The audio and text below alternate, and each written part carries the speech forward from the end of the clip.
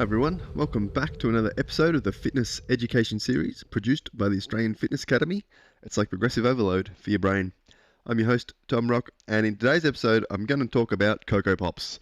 And I think it's just a good little discussion to get you thinking for the weekend about cereals, but also um, healthy eating guides on food labels and things like that, and how it is can potentially be a big component to teaching clients about how to eat healthier and just reviewing what the food label says, not just potentially looking at the packaging. And if the packaging says, say, high fiber or health, it's got a health star rating, having a little bit of a look at the food label can be a good idea. And I guess this sort of this came to me as a probably a good topic.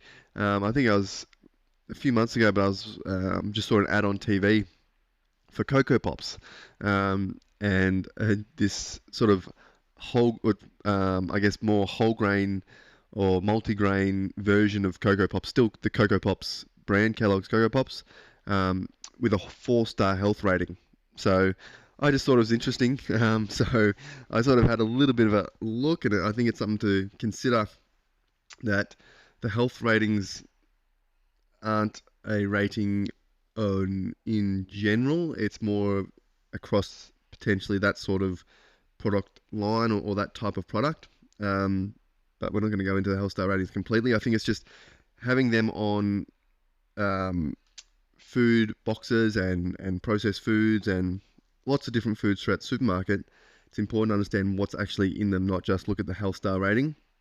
But this Coco Pops one was an interesting one, I think, and it sort of highlights some facts pretty well. So you can actually, next time you're in the supermarket, have a stroll down the cereal aisle, check out the Coco Pops, and have a look at the difference between this. There's a 2-star, like the normal Coco Pops is 2-star, and I think this one is Coco Pops Chocos or something, but it's a it's got multi-grain and fiber on the front, and it's a 4-star health rating. And you can look at the two nutrition labels and look to compare them. And in reality, you're sort of splitting hairs. So the normal, and it depends what it comes down to and what you value as healthy versus not healthy, or where you're trying to get nutrients in your day and the marketing and things like that. But in reality, generally we're trying to limit like sugars. Sugars are sort of high glucose. They're going to spike our blood sugar levels and potentially increase risk of obesity and things like that. So,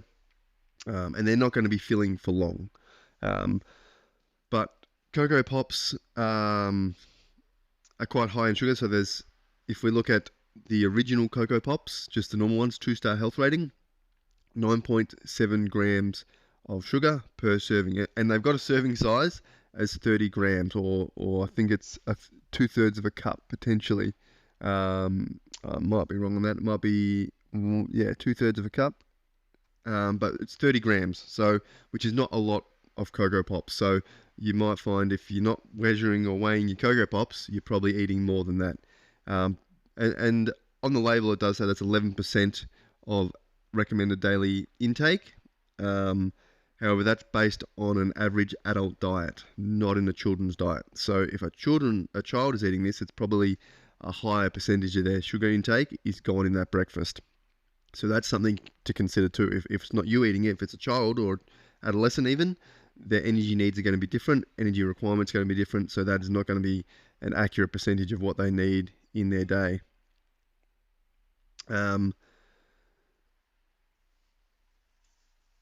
It's so, as we go through onto the healthy version or the 4-star version of the Coco Pops, they've still got 7.2 grams of sugar, which is still 8% of an adult's daily intake diet.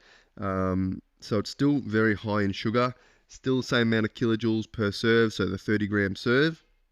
And everything is relatively on par. It's got 2.8 grams of fiber, which is 10%, almost 9% of a adult's fiber intake need on average, whereas the original Coco Pops only had 2%. So there's more fiber in this one, but all the vitamins that it lists here, it's got some sort of added B vitamins, are the same as the original Coco Pops. So changing slightly to a multi-grain Chocos, Coco Pops.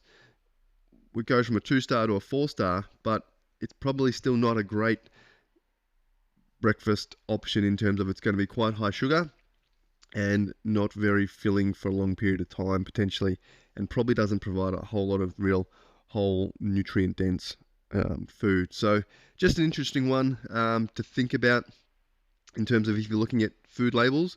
Don't just read the front of the box and what it says in terms of is there's protein. Some of them marketed as like protein options in cereals.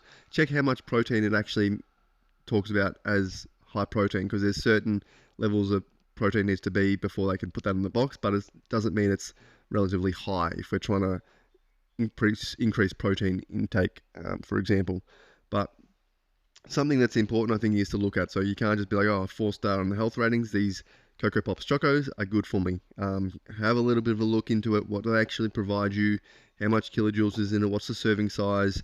And the sugar content is always an important one to look at, especially for sort of cereals, I guess, because they can be quite high in sugar, quite heavily processed. But just an interesting one. I'm not saying you're all going out there eating Coco Pops for breakfast, but I think it's just the labeling of packaged food sometimes is they try to market it off as something that is potentially healthy when it might not be the case. So it's always good to check.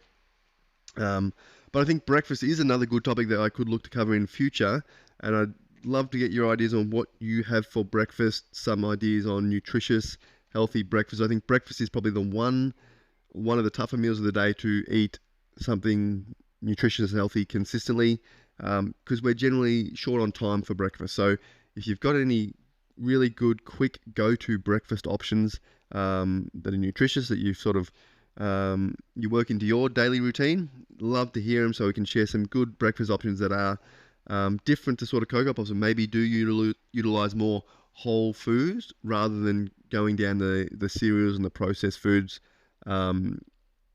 options. What sort of whole foods and quick options do you have for a nutritious breakfast? Because it's something that we either miss or we go for an easy option.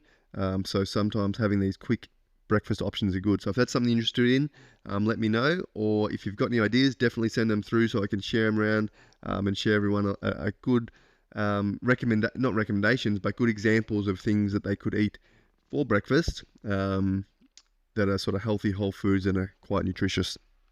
And that, guys, hope it gets you thinking about your food labels. Definitely have a trip to the supermarket on the weekend and check out what's in all these different breakfast